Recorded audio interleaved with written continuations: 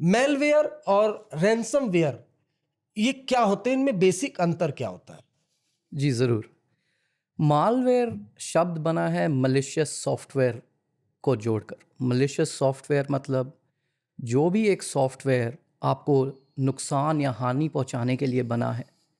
नुकसान या हानि अलग अलग तरीके की, आपके ऊपर स्पाई करने के लिए, जासूसी करने के लिए, आपसे डिजिटली डेटा चुराने के लिए, स्टील करने के लिए, या फिर आपका डेटा आपको आपका डेटा लॉक कर दे और फिर आपसे पैसे मांगने के लिए। डिफरेंट डिफरेंट तरीके के जो हैं मालवेयर होते हैं। मालवेयर की कई प्रकार हैं। वायरस है जो एक फ़ाइल के साथ अटैच करके अपने रूप बदलता रहता है और जो जिस काम के लिए भी वायरस बना है वो करता है। ट्रोजन्स हैं जो आप अपने कंप्यूटर स्क्रीन पर देखते हैं एक यूज़फुल ऐप की तरह।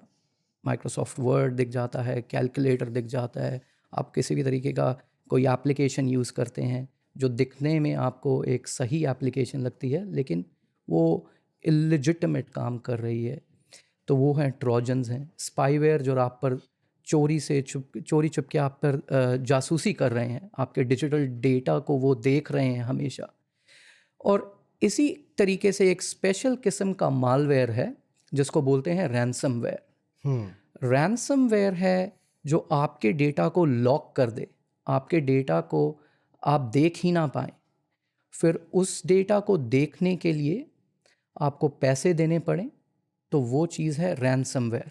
सो आप कह सकते हैं कि हर एक रैंसमवेयर मालवेयर तो है, लेकिन हर मालवेयर रैंसमवेयर नहीं है। अ, इस चीज़ को मैं और समझूंगा। जैसे रैंसमवेयर हम्म। कि अ, वो एक तरीके का वायरस है, वो आपके मोबाइल या इंटरनेट में भेजा, हम्म। फिर से छुटकारा चाहिए तो आपसे वो डिमांड करेगा। हाँ जी। रैंसमवेयर एक ऐसी चीज़ है कि आपने अपने कंप्यूटर पे लॉगिन करा, कल आपने वर्ड फाइल्स, एक्सेल फाइल्स, आपकी पिक्चर्स उस कंप्यूटर में हैं, आज आप उसको क्लिक करते हैं तो आप कुछ भी डेटा आपको स्क्रीन पे दिखेगा ही नहीं। वो आपको कहेगा, एक स्क्रीन पे मैसेज आएगा कि अगर आपको ये डेटा दोबारा देखना है तो आप हमें पैसे दीजिए। वो पैसे एक डिजिटल करेंसी के रूप में एक्सेप्ट किए जाते हैं। बिटकॉइंस हैं, एथीरियम्स हैं, जो डिजिटल करेंसी है। उस तरीके से ही फिर आपको आपके डेटा का एक्सेस वापस मिलता है।